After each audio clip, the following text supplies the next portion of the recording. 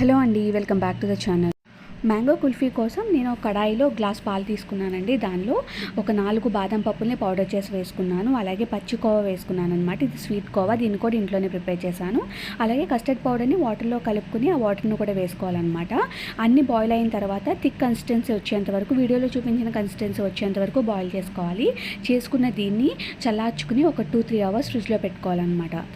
తర్వాత మిక్సీ జార్లో మనం పక్కన పెట్టుకున్న కోవా మిక్స్ అలాగే మ్యాంగోస్ వేసుకుని మనం మిక్సీ పట్టుకోవాలన్నమాట.